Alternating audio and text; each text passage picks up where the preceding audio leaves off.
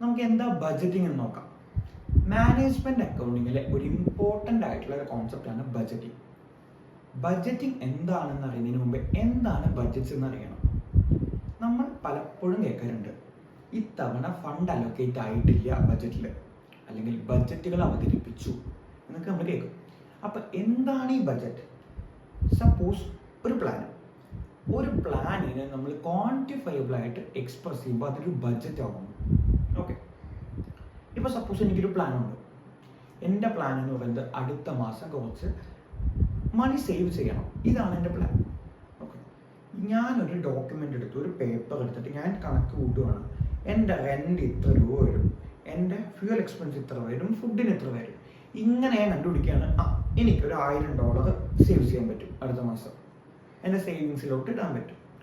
ഇതാണ് ഒരു ബഡ്ജറ്റ്. അതായത് എനിക്ക് ആദ്യം മനസ്സിൽ പ്ലാൻ ഉണ്ടായിരുന്നു, എനിക്ക് സേവ് ചെയ്യണം. പക്ഷെ എത്ര, എങ്ങനെ, അതൊന്നുമില്ല. ഞാൻ ക്വാണ്ടിഫയബിൾ ആക്കി, അതിനെ നമ്പേഴ്സ് ആക്കി ഒരു പേപ്പറിൽ എഴുതിയപ്പോൾ അതൊരു ബഡ്ജറ്റായി. ഓക്കെ, ഇപ്പൊ ബഡ്ജറ്റ് എന്താന്ന് പറഞ്ഞാൽ ഒരു പ്ലാൻ ഇൻ ക്വാണ്ടിഫയബിൾ ടേംസ്. ഇനി ഇതേപോലെ ബഡ്ജറ്റിനെ ഉണ്ടാക്കുന്ന ഈ പ്രോസസ്സിനെയാണ് നമ്മൾ ബഡ്ജറ്റിംഗ് എന്ന് പറയുന്നത്. ഇപ്പോൾ ഒരു കമ്പനി ആയിക്കോട്ടെ, ഒരു കമ്പനിയിൽ പല വിധത്തിലുള്ള ബഡ്ജറ്റുകൾ ഉണ്ടായിരിക്കും. സെയിൽസിനൊരു ബഡ്ജറ്റ്, പ്രൊഡക്ഷന്, മെറ്റീരിയൽ പർച്ചേസിന്, ലേബറിന്, അങ്ങനെ പല കാര്യങ്ങളുണ്ട്. ഓരോന്നിനും ഒരു ബഡ്ജറ്റ് ഉണ്ടായിരിക്കും. ഇത്തരം ബഡ്ജറ്റുകളെ ക്രിയേറ്റ് ചെയ്യുന്ന ഈ ഒരു പ്രോസസ്സിനെ നമ്മൾ ബഡ്ജറ്റിംഗ് എന്ന് പറയുന്നു. ഓക്കെ, ഇനി നമുക്ക് എന്താണ് ബഡ്ജറ്റിംഗ് കൊണ്ടുള്ള കുറച്ച് അഡ്വാൻറ്റേജസ് നോക്കാം. ആദ്യത്തെ, promote coordination and communication among organisation and activities. എന്താണ് കോർഡിനേഷൻ? കോർഡിനേറ്റ് ചെയ്യുക എന്ന് പറഞ്ഞാൽ എന്താ? എല്ലാവരും ഒത്തൊരുമിച്ച് പോവുക, എല്ലാവരുടെ ആക്ടിവിറ്റീസും ഈക്വൽ ഇമ്പോർട്ടൻസ് കൊടുത്ത് ഒത്തൊരുമിച്ച് പോവുക. എങ്ങനെയായിരിക്കും ഒരു ബഡ്ജറ്റ് കോർഡിനേഷൻ കൂട്ടുന്നത്? ഒരു ബഡ്ജറ്റ് ഉള്ളിടത്തോളം കാലം, ഇപ്പോൾ ഫോർ എക്സാമ്പിൾ ഒരു സെയിൽസ് ഡിവിഷന് ഒരു ഓർഡർ ആക്സെപ്റ്റ് ചെയ്യണമെങ്കിൽ അവർക്കൊരു ഉറപ്പ് കിട്ടണം. പ്രൊഡക്ഷൻ ഡിപ്പാർട്ട്മെന്റും ലോജിസ്റ്റിക് ഡിപ്പാർട്ട്മെന്റും അവർക്ക് അത് എത്തിച്ചു കൊടുക്കും. ആ ഗുഡ്സ് സെൽ ചെയ്യാൻ ഇന്ന ഡേറ്റിൽ എത്തിച്ചു കൊടുക്കുന്ന ഒരു ഉറപ്പ് കിട്ടും ബഡ്ജറ്റുകൾ കാരണം. അതുപോലെ കമ്മ്യൂണിക്കേഷൻ. എന്താ കമ്മ്യൂണിക്കേഷൻ? Sharing information. ബഡ്ജറ്റുകൾ കാരണം ഒരു ഡിപ്പാർട്ട്മെന്റ് മറ്റുള്ള ഡിപ്പാർട്ട്മെന്റുകളുടെ അടുത്ത് ഇൻഫർമേഷൻ ഷെയർ ചെയ്താലേ പറ്റൂ. ഓക്കെ, ഇപ്പോൾ ഇൻവെന്ററിയിൽ ഇത്ര ഗുഡ്സ് ഉണ്ട് എന്ന് അറിയിച്ചാലാണ് സെല്ലിംഗ് ഡിവിഷൻ അത് സെയിൽ ചെയ്യാൻ പറ്റും. Okay, next, measuring performance. ഇത് ആക്ച്വലി ബഡ്ജറ്റിന്റെ ഒരു വലിയ ഇമ്പോർട്ടൻ്റ് ആയിട്ടുള്ള അഡ്വാൻറ്റേജ് തന്നെയാണ്. പ്ലാനിങ്ങിന് മാത്രമല്ല, നമ്മൾ ബഡ്ജറ്റുകൾ കൺട്രോളിങ്ങിനും യൂസ് ചെയ്യും. അതായത് ഇപ്പൊ മിസ്റ്റർ എക്സ് എന്നൊരു സെയിൽസ് മാനേജർ, ആൾ ഒരു മാസം 100 യൂണിറ്റ്സ് ആണ് വിറ്റത്. ഇത് നല്ല ഒരു കാര്യമാണ്. അതായത് 100 എണ്ണം വിറ്റു എന്ന് പറയുന്നത് ആൾക്ക് ഫേവറബിൾ ആണോ അൺഫേവറബിൾ ആണോ, ഇത് നമുക്ക് അറിയേണ്ടത്. അപ്പൊ നമുക്ക് എപ്പോഴും ഒരു ബെഞ്ച് മാർക്ക്, ഒരു കമ്പാരിസൺ വേണ്ടേ? സപ്പോസ് നമ്മുടെ ബഡ്ജറ്റിൽ ഉണ്ടായിരുന്നു ആന്റിസിപ്പേറ്റഡ് ഈ മന്തിലെ സെയിൽസ് ആളുടെ ഡിവിഷനിൽ ഒരു 120 ആയിരുന്നു. നമ്മൾ അങ്ങനെ വെച്ച് നോക്കുമ്പോൾ 120 ആണ് ബഡ്ജറ്റിൽ കിടക്കുന്നത്, 100 ആണ് ആള് വിറ്റത്. അപ്പൊ ആക്ച്വലി ആളുടെ പെർഫോമൻസ് വിചാരിച്ചത്ര പോരാ. സപ്പോസ് 80 ആയിരുന്നു ബഡ്ജറ്റിൽ. Okay, he just exceeded expectations എന്ന് നമുക്ക് പറയാം. അപ്പൊ ബഡ്ജറ്റ് കാരണം ഒരാൾ നന്നായി പെർഫോം ചെയ്തോ ഇല്ലയോ എന്ന് നമുക്ക് മനസ്സിലാവുന്നു. അടുത്ത advantage, provide direction and motivation. ഒരു ബഡ്ജറ്റ് ഉണ്ടെങ്കിൽ ആ ഫേമിൽ എല്ലാ എംപ്ലോയീസ്, ടോപ്പ് മാനേജേഴ്സ് തൊട്ട് ഏറ്റവും ലോവർ ലെവലായിട്ടുള്ള എംപ്ലോയീസ് വരെ, ഇവർക്കൊക്കെ ഒരു ഡയറക്ഷൻ, ഒരു പേർപ്പസ് കിട്ടുന്നു. എങ്ങനെ വർക്ക് ചെയ്യണം, ഒരു മോട്ടിവേഷൻ കിട്ടുന്നു വർക്ക് ചെയ്യാൻ തന്നെ. എങ്ങനെ? സപ്പോസ് എൻ്റെ പേഴ്സണൽ ആയിട്ടുള്ള ഒരു എക്സാമ്പിൾ എടുക്കാം. ഞാൻ ഈ വർഷം ഇത്ര $1 സേവ് ചെയ്യുമെന്ന് ഒരു പ്ലാൻ ഇടുന്നു. ഓക്കെ, എൻ്റെ ഗോള് ഇപ്പോൾ ഒരു $100 സേവ് ചെയ്യണം എന്നാണ്. ഇതാണ് എൻ്റെ പ്ലാൻ. എന്നിട്ട് ഞാൻ അതിനു വേണ്ടി വർക്ക് ചെയ്യുമ്പോൾ ഓരോ മാസവും ഞാൻ രേഖപ്പെടുത്തും. ഓക്കെ, ഈ മാസം ഞാൻ ഇത്ര സേവ് ചെയ്തു. അതങ്ങനെ കൂടി പോന്ന് കാണാം. ഇപ്പോൾ സപ്പോസ് ഒരു 5 മാസം കഴിഞ്ഞപ്പോൾ നമ്മളൊരു $600 സേവ് ചെയ്തിട്ടുണ്ട്. ഇങ്ങനെ കാണുമ്പോൾ നമുക്ക് അതിനൊരു പേർപ്പസ് വരും, കൂടുതൽ സേവ് ചെയ്യാൻ.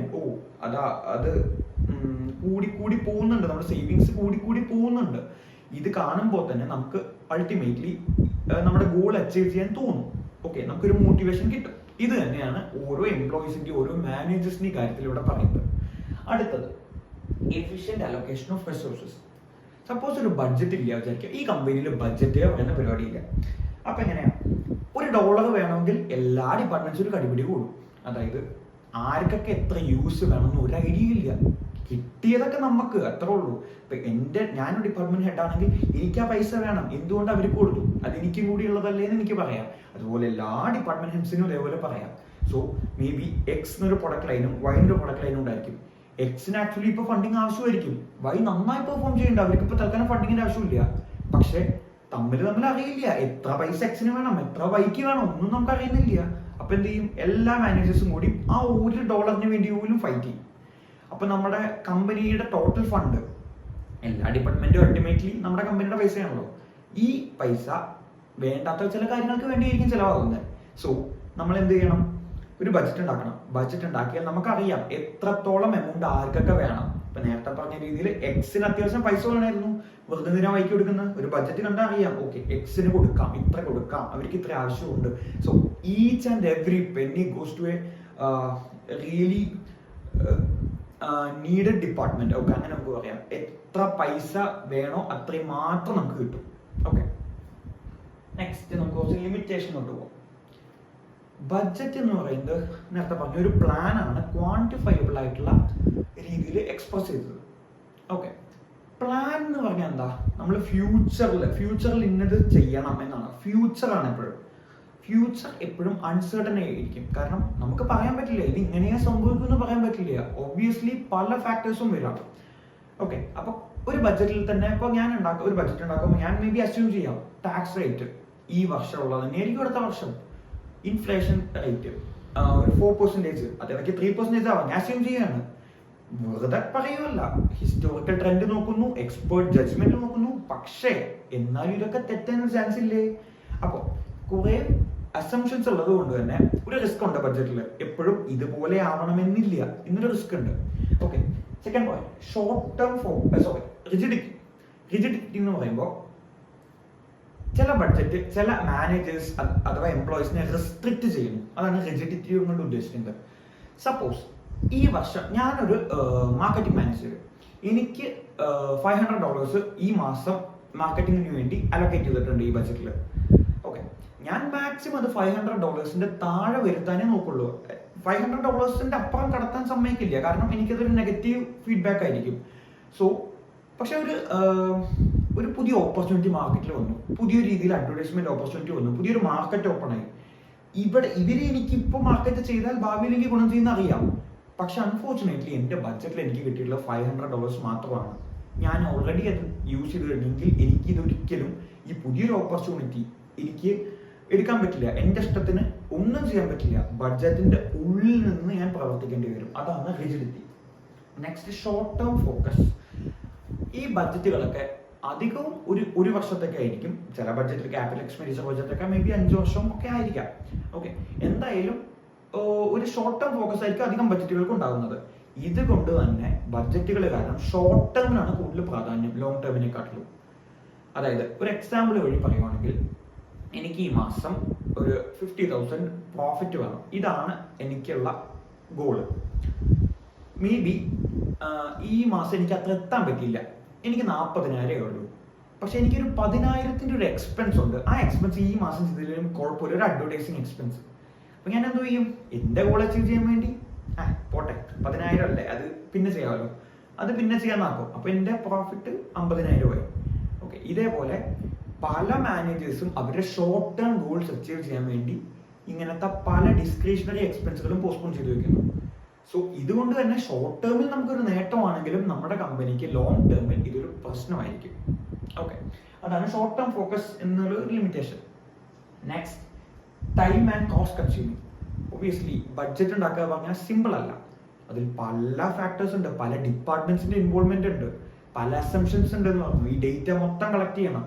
സോ വല്ലാണ്ട് ഒരു റിസോഴ്സ് കൺസ്യൂമിങ് തന്നെയാണ് ബഡ്ജറ്റിംഗ്. അതുപോലെ നാളെ ജനുവരി 1, ഓക്കെ ഇന്ന് രാത്രി നമുക്കിരുന്ന് ബഡ്ജറ്റ് ഉണ്ടാക്കാം എന്ന് പറഞ്ഞാൽ സാധിക്കില്ല.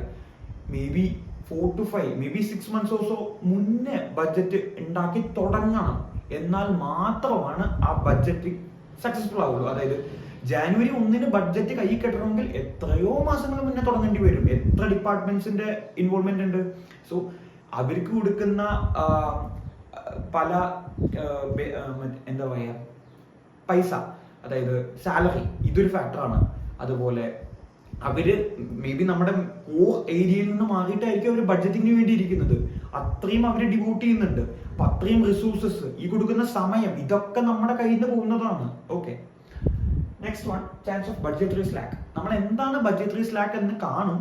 എന്നാലും ഇപ്പൊ പറയുവാണെങ്കിൽ, സിമ്പിൾ ആയിട്ട് പറയുവാണെങ്കിൽ, മാനേജേഴ്സ് ഇടയ്ക്ക് അവരുടെ ടാർഗറ്റ്സ് അച്ചീവ് ചെയ്യാൻ വേണ്ടി ഓവർ എസ്റ്റിമേറ്റ് ചെയ്യുക എക്സ്പെൻസ്, അല്ലെങ്കിൽ റവന്യൂ അണ്ടർ എസ്റ്റിമേറ്റ് ചെയ്യുക. ഇതിനെയാണ് നമ്മൾ ബഡ്ജറ്ററി സ്ലാക്ക് എന്ന് പറയുന്നത്. ഓക്കെ, നൗ നമുക്ക് എന്തൊക്കെ തരം മെത്തേഡുകളുണ്ട്, ബഡ്ജറ്റുകൾ ആരൊക്കെ ഉണ്ടാക്കണം, എങ്ങനെയൊക്കെ ഉണ്ടാക്കാം എന്ന് നമുക്ക് നോക്കാം. 3 മെത്തേഡുകളാണുള്ളത്: അതോറിറ്റേറ്റീവ്, പാർട്ടിസിപ്പേറ്റീവ്, കൺസൾട്ടേറ്റീവ്. ഓക്കെ, നമുക്ക് ആദ്യം അതോറിറ്റേറ്റീവ് ബഡ്ജറ്റിംഗ് പറയാം. അതോറിറ്റേറ്റീവ് ബഡ്ജറ്റിംഗ് എന്ന് പറഞ്ഞാൽ ടോപ്പ് മാനേജേഴ്സ്, ഏറ്റവും ടോപ്പിലുള്ള ആൾക്കാർ, ultimately may be CEO, CFO, ഇവരൊക്കെ ബഡ്ജറ്റ് ഉണ്ടാക്കുന്നു. അവർ ലോവർ ലെവൽ മാനേജേഴ്സിന്റെയോ എംപ്ലോയീസിന്റെയോ ഒരു ഇൻപുട്ടും സ്വീകരിക്കുന്നില്ല. അവർ കേൾക്കാൻ കൂടി പോകുന്നില്ല. ഞങ്ങൾ ഈ ബഡ്ജറ്റ് ഉണ്ടാക്കി, നിങ്ങൾ ഇത് ചെയ്ത് കാണിക്കുക, ഇത്ര ഉള്ളൂ സംഭവം. സോ ഇത് ഇത്ര സിമ്പിൾ പ്രോസസ് ആയതുകൊണ്ട് തന്നെ പെട്ടെന്ന് പണി കഴിയും. ബഡ്ജറ്റിംഗ് വലിയൊരു ടാസ്ക് ഒന്നുമില്ല, ജസ്റ്റ് അവർ പറയുന്നു, താഴെ ചെയ്യുന്നു. അതുകൊണ്ട് തന്നെ പെട്ടെന്ന് അത്ര ടൈം കൺസ്യൂമിങ് അല്ല നമുക്ക് പറയാം. അതുപോലെ ഇതിന്റെ ഒരു ദോഷവശം എന്ന് പറയുന്നത്, എംപ്ലോയീസ് ജസ്റ്റ് ഒരു അടിമകളെ പോലെയാണ്. അവർക്ക് ഒരു ഫ്രീഡവും ഇല്ല ഒന്നും പറയാൻ, ഒരു ഇൻപുട്ട് കൊടുക്കാൻ. സോ മുകളിൽ നിന്ന് പറയുക, ഇവർ കേൾക്കുക, അൾട്ടിമേറ്റ്ലി അത് ഡിസ്സാറ്റിസ്ഫാക്ഷൻ ഉണ്ടായിരിക്കും. അപ്പോൾ ഇതാണ് അതോറിറ്റേറ്റീവ് ബഡ്ജറ്റിംഗ് എന്ന് പറയുന്നത്. Next one, participative budgeting. Participative എന്ന് പറയുമ്പോൾ ഇതിന്റെ നേരെ ഓപ്പോസിറ്റ്. നേരത്തെ അതോറിറ്റേറ്റീവ് ഒരു ടോപ്പ് ഡൗൺ ആണെങ്കിൽ, ഇത് ബോട്ടം അപ്പ് ആയിരിക്കും. ഓക്കെ, അതായത് എല്ലാവരും ഇൻപുട്ട് കൊടുക്കുന്നു, എല്ലാവരും അവരവരുടെ പ്രൊപ്പോസൽസ് പറയുന്നു. ഇതിന്നൊക്കെ ഫീഡ്ബാക്ക് എടുത്തിട്ട് ഇവരുടെ ഈ ഒരു ഇൻപുട്ട് വെച്ചിട്ടായിരിക്കും ടോപ്പ് ലെവലിൽ ബഡ്ജറ്റ് ഉണ്ടാക്കുന്നത്. ഓക്കെ, ഇതിന്റെ ഒരു നല്ല വശം എന്ന് പറഞ്ഞാൽ എല്ലാവരും സാറ്റിസ്ഫൈഡ് ആയിരിക്കും. എല്ലാ എംപ്ലോയീസിനും ഇത് നമ്മുടെ ബഡ്ജറ്റാണ്, നമ്മൾ കൊടുത്തതാണ് എന്ന് തോന്നും. പക്ഷെ ഇതിന്റെ പ്രശ്നം എന്താന്ന് വെച്ചാൽ കുറച്ച് ടൈം കൺസ്യൂമിംഗ് ആണ്. അതുപോലെ തന്നെ നേരത്തെ പറഞ്ഞ സ്ലാക്ക് നമ്മൾ പറയും, അത് ഇവിടെ ഉണ്ടായിരിക്കും. ഇതിന് കൂടുതൽ ചാൻസ് ഉണ്ട് സ്ലാക്ക് ഇവിടെ പാർട്ടിസിപ്പേറ്റീവിൽ ഉണ്ടാവാൻ വേണ്ടിയിട്ട്. പിന്നെ ടോപ്പ് ഡൗണിൽ മെയിൻ ആയിട്ട് കമ്പനിയുടെ സ്ട്രാറ്റജിയും ലോങ് ടേം ഗോൾസും ഒക്കെ കൂടി, അതായത് അതോറിറ്റേറ്റീവ് ബഡ്ജറ്റിംഗിൽ ഉൾക്കൊള്ളിക്കാൻ പറ്റുമായിരുന്നെങ്കിൽ ഇവിടെ അത് അത്ര പോസിബിൾ അല്ല. കാരണം താഴെ എംപ്ലോയീസിനും ലോവർ ലെവൽ മാനേജേഴ്സിന്റെ ഒക്കെ ഇൻപുട്ടാണ് മെയിൻ ആയിട്ട് വരുന്നത്. May be just may be കമ്പനിയുടെ ലോങ് ടേം സ്ട്രാറ്റജി ഒക്കെ മേ ബി ബഡ്ജറ്റിംഗിൽ നിന്നൊന്ന് വിട്ടു പോവാം, ചാൻസ് ഉണ്ട്. Next one, consultative budgeting. അതായത് ഇത് ആക്ച്വലി നേരത്തെ പറഞ്ഞ രണ്ട്, അതോറിറ്റേറ്റീവ്, പാർട്ടിസിപ്പേറ്റീവ്, ഇതിൻ്റെ ഒരു ബ്ലെൻഡാണ്. അതായത് മാനേജേഴ്സ് എല്ലാവരിൽ നിന്നും ഇൻപുട്ട് മേടിക്കുന്നു, പക്ഷെ ഒരു നെഗോഷിയേഷനും ഒന്നുമില്ലാണ്ട് അൾട്ടിമേറ്റ്ലി ഡിസിഷൻ എടുക്കുന്നത്, ബഡ്ജറ്റ് പ്രിപ്പയർ ചെയ്യുന്ന ടോപ്പ് ലെവൽ മാനേജ്മെന്റ് ആണ്. ഓക്കെ, അതായത് എല്ലാവരുടെയും ഇൻപുട്ട് മാത്രമേ സ്വീകരിക്കുന്നുള്ളൂ. പാർട്ടിസിപ്പേറ്റീവ് പോലെ കുറെ നെഗോഷിയേഷൻ അവർ പറയുന്നതൊക്കെ ഉൾക്കൊള്ളിക്കാമെന്ന് ഒരു ഗ്യാരണ്ടി ഇല്ല. അൾട്ടിമേറ്റ്ലി ഈ ഡിസിഷൻ എടുക്കുന്നത് ടോപ്പ് മാനേജ്മെന്റ് ആയിരിക്കും. ഓക്കെ, അതൊരു രണ്ടിന്റെയും കുറച്ച് പോസിറ്റീവ്സ് ഉണ്ടെന്ന് നമുക്ക് പറയാം. ഓക്കെ ഓക്കെ ഇനി നമുക്ക് നോക്കാനുള്ളത് എന്താണ് ഈ ബഡ്ജറ്റിംഗ് പ്രോസസ്, എങ്ങനെയാണ് ഇതിന്റെ പ്രോസസ്സ്, എവിടെ തുടങ്ങുന്നു, എവിടെ അവസാനിക്കുന്നു, ഇതൊക്കെയാണ് നമുക്ക് നോക്കാനുള്ളത്. So first step, budgeting guide lines are set and communicated. എന്താ ഈ ഗൈഡ് ലൈൻസ് എന്ന് പറയുമ്പോൾ, അതായത് ഇന്നതൊക്കെ ചെയ്യണം, ഇതൊക്കെയാണ് പറ്റൂ, ഇപ്രാവശ്യം ഇതൊക്കെയാണ് നമ്മുടെ ഉള്ളത്, ഇതൊക്കെയാണ് നമ്മുടെ പ്ലാൻസ്, ഇങ്ങനത്തെ ഓരോ ഗൈഡ് ലൈൻസ് അഥവാ റൂൾസ് വെക്കുന്നു. ഓക്കെ, അതായത് ഇപ്പോൾ ഒരു കമ്പനിയുടെ ഹെഡ് ടോപ്പ് പറയുകയാണ്, ഇപ്രാവശ്യം നമ്മുടെ ലക്ഷ്യം എന്ന് പറയുന്നത് ഇന്നോവേറ്റീവ് ആവണം, കൂടുതൽ റിസർച്ച് ആൻഡ് ഡെവലപ്മെന്റ് ആക്ടിവിറ്റീസ് നടക്കണം, ഇതാണ് ഇപ്രാവശ്യത്തെ നമ്മുടെ ബജറ്റിന്റെ ലക്ഷ്യം എന്ന് പറയുക. ഇതാണ് ഗൈഡ് ലൈൻസ്. ഇത് അവർ സെറ്റ് ചെയ്യുന്നു, കമ്മ്യൂണിക്കേറ്റ് ചെയ്യുന്നു. ഓക്കെ, അതുപോലെ പറയുകയാണ്, ഇപ്പൊ നമുക്ക് ഇപ്രാവശ്യം 10 മില്യൺ ഉണ്ട് ഈ വർഷം ചെലവാക്കാൻ. ഓക്കെ, ഇതെങ്ങനെയാ വെച്ചാൽ നിങ്ങൾ പ്രൊപ്പോസൽസ് ഒക്കെ സബ്മിറ്റ് ചെയ്തോളൂ, ഇതാണ് നമ്മുടെ ഗൈഡ് ലൈൻസ് എന്ന് പറയുകയാണ്. Next step, initial budget proposals are made. അതായത് ഓരോ ഡിപ്പാർട്ട്മെന്റ് ഹെഡും, ഇപ്പൊ ഞാൻ സെയിൽസിന്റെ ഹെഡ് ആണെങ്കിൽ എനിക്ക് ഇപ്രാവശ്യം ഇതൊക്കെയാണ് ചെയ്യേണ്ടത്, എനിക്ക് ഇത്ര പൈസ വേണം, എനിക്ക് ഇത്ര അലോക്കേറ്റ് ചെയ്ത് കിട്ടിയേ പറ്റൂ. ഇതുപോലെ ഞാൻ മാത്രമല്ല, പ്രൊഡക്ഷന്റെ, മാർക്കറ്റിംഗിന്റെ, അങ്ങനെ എന്തൊക്കെ ഡിപ്പാർട്ട്മെന്റ്സ് ഉണ്ടോ എല്ലാവരും അവരവരുടെ പ്രൊപ്പോസൽസ് സബ്മിറ്റ് ചെയ്യുന്നു. ഫോർ എക്സാമ്പിൾ ഞാൻ പറയുകയാണ്, എനിക്ക് ഇപ്രാവശ്യം 2 മില്യൺ വേണം, 10 മില്യൺ ഇടവല്ല, എനിക്ക് 2 മില്യൺ വേണം, എൻ്റെ ലക്ഷ്യം ഇതൊക്കെയാണ്, ഞാൻ ഇതൊക്കെ ചെയ്യുന്നവരുടെ ഒരു പ്രൊപ്പോസൽ സബ്മിറ്റ് ചെയ്യും. അത് കഴിഞ്ഞിട്ട് നമ്മൾ നേരെ third step, negotiate and revise. ഞാൻ എൻ്റെ ടോപ്പ് ലെവലായിട്ടുള്ള ആരാണോ എൻ്റെ സുപ്പീരിയർ, അവർക്ക് പറ്റി അവരിതൊക്കെ റിവൈസ് ചെയ്യും. അതായത് എന്നിട്ട് ഓരോന്നും ഇല്ല, ഈ ആക്ടിവിറ്റിക്ക് നമുക്ക് ഇപ്രാവശ്യം അൺഫോർച്ചുനേറ്റ്ലി ചെലവഴിക്കാൻ പറ്റില്ല, കാരണം നമ്മൾ ഇന്നോവേഷൻ ആണ് നോക്കുന്നത്. അതുപോലെ ഇത് ഓക്കെയാണ്, ഇത് ഓക്കെ അല്ല എന്നൊക്കെ പറഞ്ഞിട്ട് അവർ നമുക്കൊരു ഫീഡ്ബാക്ക് തരും. അങ്ങനെ നമ്മൾ കുറേ റൗണ്ട്സ് ഓഫ് നെഗോഷിയേഷൻസ് ഉണ്ടായിരിക്കും. ഞാൻ മാക്സിമം പൈസ ഇങ്ങിട്ട് കിട്ടാൻ നോക്കും, അവർ ഏറ്റവും കൂടുതൽ സേവ് ചെയ്തിട്ട് ആവശ്യമുള്ളവർക്ക് ഫണ്ട് അലോക്കേറ്റ് ചെയ്യാൻ നോക്കും. ഓക്കെ, അങ്ങനെ അൾട്ടിമേറ്റ്ലി നെഗോഷിയേറ്റ് ചെയ്ത് റിവൈസ് ചെയ്ത് പ്ലാൻ എത്തുകയാണ്. എനിക്ക് 2 മില്യൺ തരില്ല, ഒരു 1 മില്യൺ തരാം എന്ന് വന്നു. എന്നിട്ട് അപ്രൂവലിലോട്ട് പോവാണ്. അപ്രൂവൽ എന്ന് പറഞ്ഞാൽ എന്താ, ഫൈനലൈസ് ആയി, അപ്രൂവ് ചെയ്തു. ഓക്കെ, എനിക്ക് 1 മില്യൺ ആണ് കിട്ടാൻ പോകുന്നത്. അങ്ങനെ എല്ലാ ഡിപ്പാർട്ട്മെന്റ്സിന്റെയും കൺഫേം ആയി. അത് കഴിഞ്ഞിട്ട് മോണിറ്ററിന് റിവ്യൂ. ഇനി എന്തെങ്കിലും ചേഞ്ചസ് വന്നിട്ടുണ്ടെങ്കിൽ, ഇപ്പോൾ എല്ലാം സെറ്റാണ്, പക്ഷെ ഇനി എന്തെങ്കിലും ചേഞ്ചസ് വന്നിട്ടുണ്ടെങ്കിൽ അത് നോക്കുക. അതുപോലെ തന്നെ എല്ലാവരും ബഡ്ജറ്റിനകത്ത് തന്നെയല്ലേ പ്രവർത്തിക്കുന്നത് നോക്കുക. ഇതാണ് മോണിറ്റർ ആൻഡ് റിവ്യൂ എന്ന് പറയുന്നത്. ഓക്കെ, ഇനി ഒരു നല്ല ബഡ്ജറ്റ് അഥവാ ബഡ്ജറ്റിംഗ് പ്രോസസ്സിന് വേണ്ട കുറച്ച് ക്യാരക്ടറിസ്റ്റിക്സ് ആണ്. ഇത് മാത്രമല്ല, ഇഷ്ടം പോലെ പറയാൻ നമുക്ക് കുറച്ച് ബേസിക് ആയിട്ട് ഒരു ബഡ്ജറ്റ് നല്ലതാണോ, അവിടുത്തെ പ്രോസസ്സ് നല്ലതാണോ എന്നറിയണമെങ്കിൽ ഈ ഒരു ക്യാരക്ടറിസ്റ്റിക്സ് ഫോളോ ചെയ്യുന്നുണ്ടോ എന്ന് നോക്കിയാൽ മതി. First one, support from all levels of management. ഇപ്പോൾ ഒരു കമ്പനിയിൽ മെയിൻലി 3 ലെവൽ ഓഫ് മാനേജ്മെന്റ് ഉണ്ട്, ടോപ്പ്, മിഡിൽ, ബോട്ടം. എല്ലാവരുടെ നിന്നും ഒരേപോലെ ഇൻപുട്ട് കിട്ടണം, സപ്പോർട്ട് കിട്ടണം. ഇപ്പോൾ മിഡിലും ലോവറും ഒക്കെയാണ്, പക്ഷെ ടോപ്പ് ലെവലിൽ ഞങ്ങൾ ഇതിനെ സപ്പോർട്ട് ചെയ്യുന്നില്ല പറഞ്ഞാൽ ഒരു നല്ല ബഡ്ജറ്റിംഗ് പ്രോസസ് അല്ല, അത് നടക്കില്ല. കാരണം നമ്മുടെ കമ്പനിയുടെ ഗോൾസ്, ലോങ് ടേം സ്ട്രാറ്റജീസും വിഷൻ ഒക്കെ ടോപ്പ് മാനേജ്മെന്റ് ആണ് സെറ്റ് ചെയ്യുന്നത്. സോ അവരുടെ ഇൻപുട്ടോ സപ്പോർട്ടോ ഇല്ലെങ്കിൽ ഒരു ബഡ്ജറ്റിംഗ് പ്രോസസ് ഒരു ഫെയിലിയർ ആണ്. അതുപോലെ മിഡിൽ ലെവൽ ആൾക്കാർ വേണ്ടി വരും, ഡിപ്പാർട്ട്മെന്റ് ഹെഡ്സ് ഒക്കെ അവരായിരിക്കും, അവരുടെ ആവശ്യമുണ്ട്. ലോവർ ലെവൽ മാനേജേഴ്സ് ആണ് ഈ ഇൻപുട്ടുകളൊക്കെ തരുന്നവർ, അവരില്ലെങ്കിലും കാര്യം നടക്കില്ല. സോ പ്രൈമറിലി 3 ലെവൽസ് ആണുള്ളത്. ഈ 3 ലെവൽസിന്റെയും സപ്പോർട്ട് വേണം ബഡ്ജറ്റിംഗ് പ്രോസസ്സിന്. Next, budget should be flexible. നേരത്തെ നമ്മൾ പറഞ്ഞു ബഡ്ജറ്റിംഗ് ഈസ് റിജിഡ്, ബഡ്ജറ്റ് ക്രിയേറ്റിവിറ്റീനെ ഇല്ലാണ്ടാക്കുന്നൊക്കെ പറഞ്ഞു. അങ്ങനെ ആവരുത്, കഴിയുന്നതും അങ്ങനെ ആവരുത്, ഫ്ലെക്സിബിൾ ആയിരിക്കണം. അതായത് നേരത്തെ പറഞ്ഞ പോലെ ഒരു സർപ്രൈസിങ് ഒരു ഓപ്പർച്യൂണിറ്റി വന്നു, അല്ലെങ്കിൽ ഒരു ത്രെട്ട് വന്നു, അതിനെ ഫേസ് ചെയ്യാൻ പറ്റണം. അതിന് വേണ്ടി ബഡ്ജറ്റ് അത് പെർമിഷൻ തരണം നമുക്ക് അത് ഫേസ് ചെയ്യാനുള്ളത്. അല്ലാണ്ട് നമുക്ക് ഇപ്രാവശ്യം ബഡ്ജറ്റിൽ അത് ഫേസ് ചെയ്യാൻ പറഞ്ഞിട്ടില്ല, സോ നമ്മൾ ഒന്നും ചെയ്യില്ല എന്ന് പറയുന്ന അവസ്ഥയാവരുത്. അതാണ് ഫ്ലെക്സിബിൾ ആവണം എന്ന് ഉദ്ദേശിക്കുന്നത്. Next one, link to corporate strategy. ഒരു കമ്പനിക്ക് ഒരു സ്ട്രാറ്റജി ഉണ്ടായിരിക്കും. ഞങ്ങൾക്ക് ഇപ്പൊ ഒരു കമ്പനിക്ക് അവർക്ക് പ്രീമിയം പ്രോഡക്ട്സ് അവർ വിൽക്കുന്നത്, അതുപോലെ അവർക്ക് വേണ്ടത് അത്യാവശ്യം വെൽത്തി ക്ലാസ് ആണ് അവരുടെ ടാർഗറ്റ് കൺസ്യൂമേഴ്സ്. ഓക്കെ, പക്ഷെ ബഡ്ജറ്റ് വേറെ എന്തൊക്കെയോ ആണ് പറഞ്ഞു പോകുന്നത്. അങ്ങനെ ആവാൻ പാടില്ല. ബഡ്ജറ്റ് മേ ബി നല്ല ഒരുവിധം പോപ്പുലേഷന്റെ 70% ആൾക്കാർ ഇത് മേടിക്കും എന്നുള്ള രീതിയിലാണ് വിചാരിക്കുക. ഇത് തെറ്റാണ്. കോർപ്പറേറ്റ് സ്ട്രാറ്റജി പറയുന്നത് ഏറ്റവും പ്രീമിയം ആയിട്ടുള്ള ആ ടോപ്പ് 1% ടാർഗറ്റ് ചെയ്യുന്നെങ്കിൽ ബഡ്ജറ്റ് പറയുന്നത് അങ്ങനെയല്ല. സോ ഇങ്ങനെ ആവരുത്. ഒരു കമ്പനിയുടെ ടോപ്പ് സ്ട്രാറ്റജി ഉണ്ടായിരിക്കും, ഈ സ്ട്രാറ്റജി ആയിട്ട് ലിങ്ക്ഡ് ആയിരിക്കണം അവരുടെ ബഡ്ജറ്റുകൾ. Okay, next one, sufficient lead time. Okay, sufficient lead time എന്ന് പറയുമ്പോൾ ലീഡ് ടൈം എന്ന് പറഞ്ഞാൽ എന്താ, ഇപ്പം ബഡ്ജറ്റ് 1 January 1 തൊട്ടാണ് ബഡ്ജറ്റ് വേണമെങ്കിൽ അതിന് പ്രിപ്പറേഷൻ വേണം. ആ ബഡ്ജറ്റിന് ഒരു ദിവസം കൊണ്ട് ഉണ്ടാക്കാൻ പറ്റില്ല. കുറേ ദിവസം മുന്നേ ബഡ്ജറ്റ് ഉണ്ടാക്കി തുടങ്ങണം, ദിവസമല്ല, may be weeks or months. Okay, 1 ഇവിടെ ബഡ്ജറ്റ് ഉണ്ടാക്കണമെങ്കിൽ സപ്പോസ് ഓൺ ആൻ ആവറേജ് ഒരു മാസ്റ്റർ ബഡ്ജറ്റ് ഉണ്ടാക്കാനുള്ള ടൈം ഒരു 4 months വിചാരിക്കുക.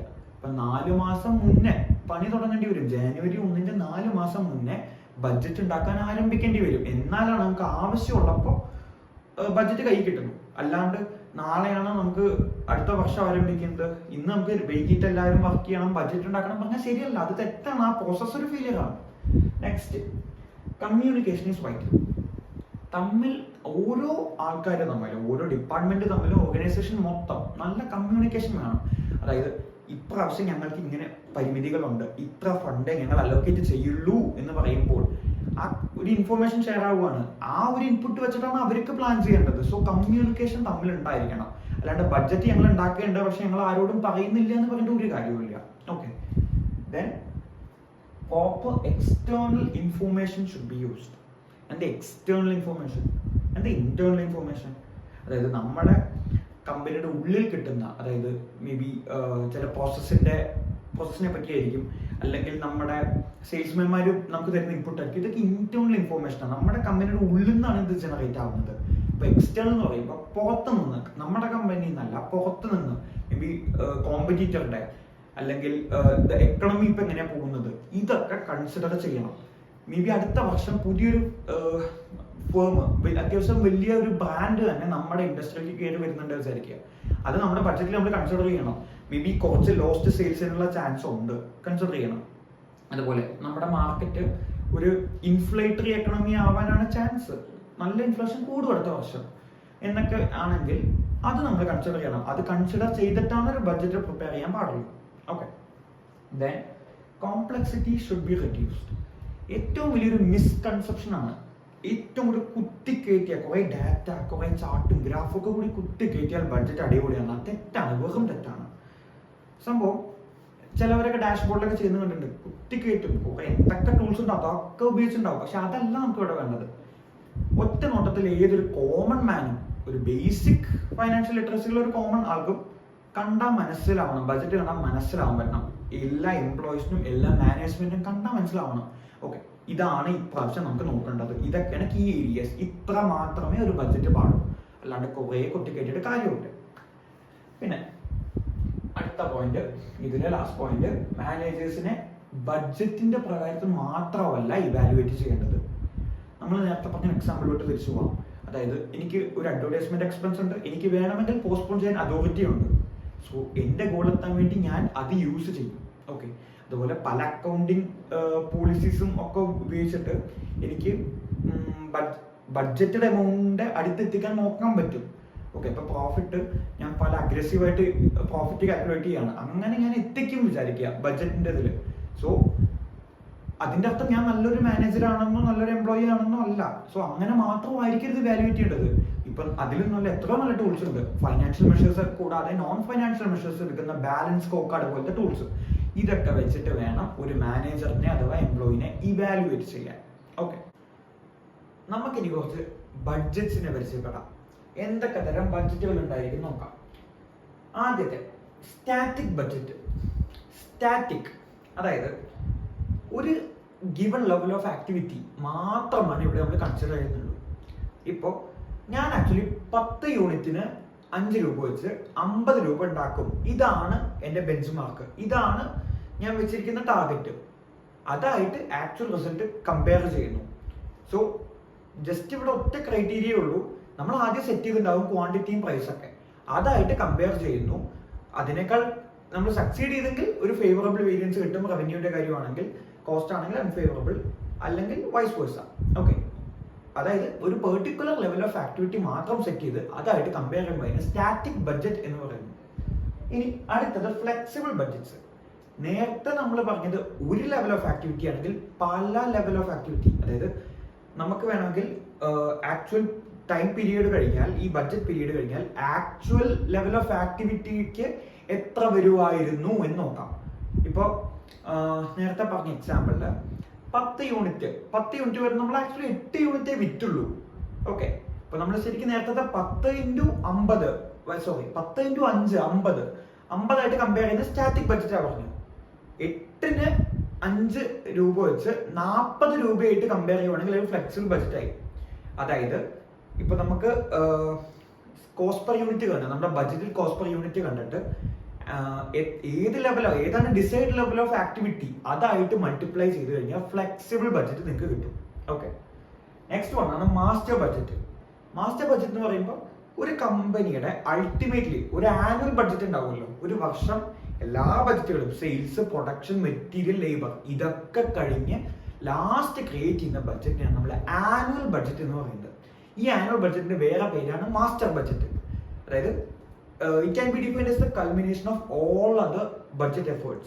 Okay, ഈ മാസ്റ്റർ ബഡ്ജറ്റ് ഒരു സ്റ്റാറ്റിക് ബഡ്ജറ്റ് ആയിരിക്കും. കാരണം ഒരു ലെവൽ ഓഫ് ആക്ടിവിറ്റി ആയിരിക്കും നമ്മൾ ആദ്യം ബഡ്ജറ്റ് ചെയ്തിട്ടുണ്ടാവുക. നമ്മളിപ്പോൾ 100 യൂണിറ്റ് വിൽക്കണം, ഇതായിരിക്കും നമ്മുടെ ലെവൽ ഓഫ് ആക്ടിവിറ്റി. അത് 120 വിറ്റാൽ ഇങ്ങനെ, 150 വിറ്റാൽ എങ്ങനെ, ഇത് നോക്കുന്നുണ്ടാവില്ല.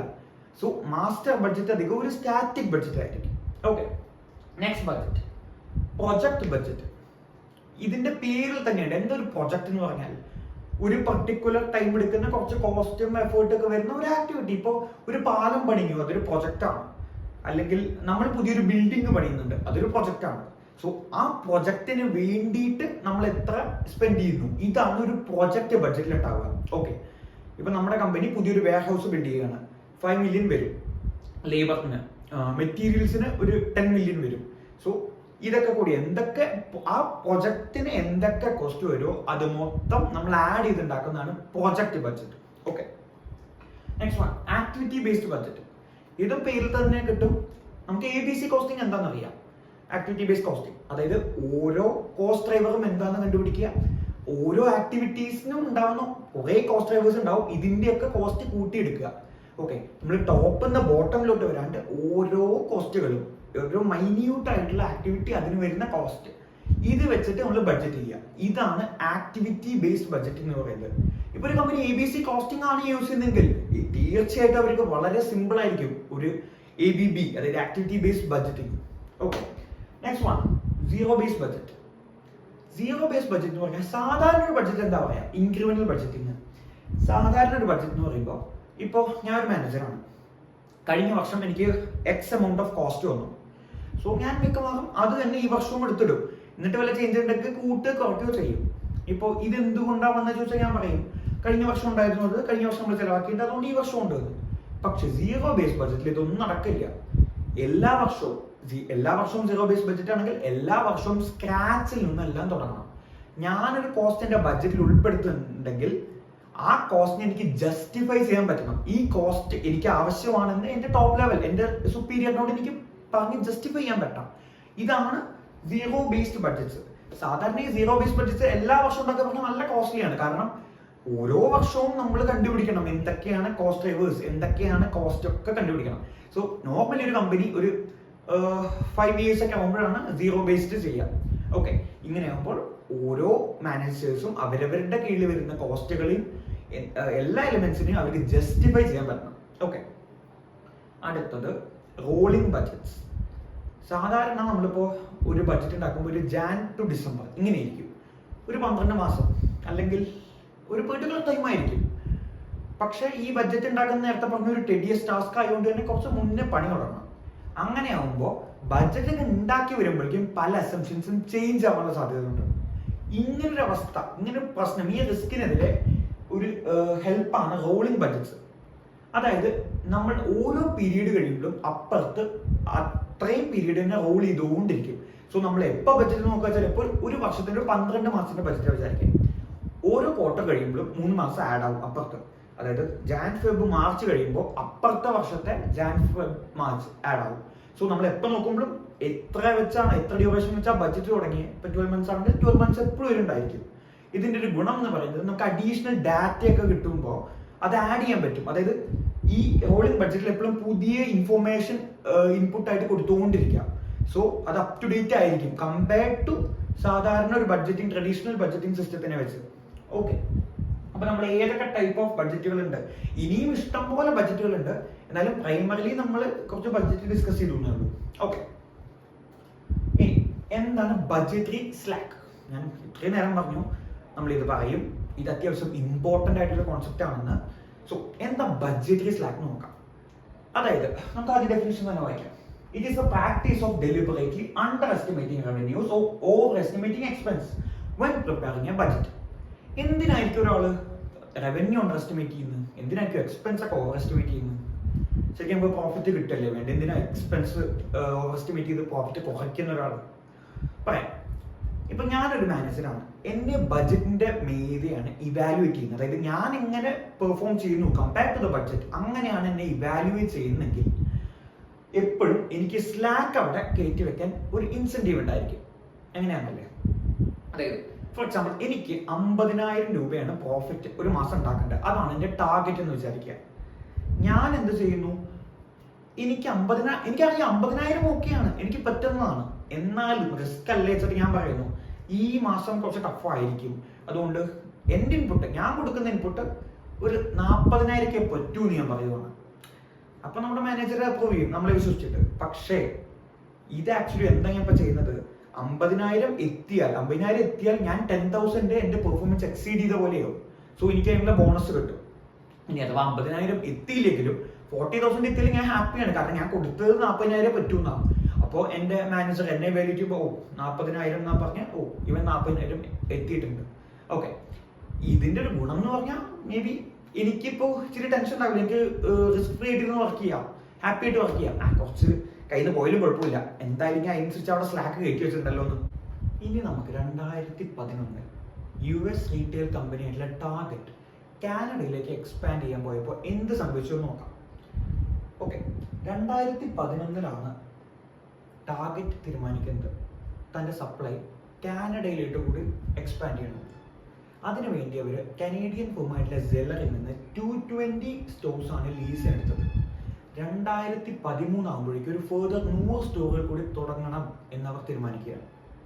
ഇതിനു വേണ്ടി അവർ 4 ബില്യൺ ആണ് അവരുടെ ബഡ്ജറ്റിൽ നീക്കി വെച്ചിരുന്നത്. ഓക്കെ, ഇനി ആക്ച്വലി സംഭവിച്ചത് എന്താണെന്ന് നമുക്ക് നോക്കാം. ഏകദേശം 2 ബില്യണാണ് 2 വർഷം കൊണ്ട് ടാർഗറ്റിന് ലോസസ് വന്നത്.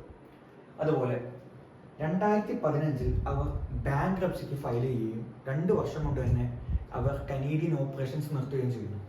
ഓക്കെ, ഇപ്പൊ നമ്മൾ ടാർഗറ്റിന്റെ ഒരു ഹിസ്റ്ററി പറഞ്ഞു. പക്ഷെ ഇതും ബഡ്ജറ്റിങ്ങുമായിട്ട് എന്താ ബന്ധം?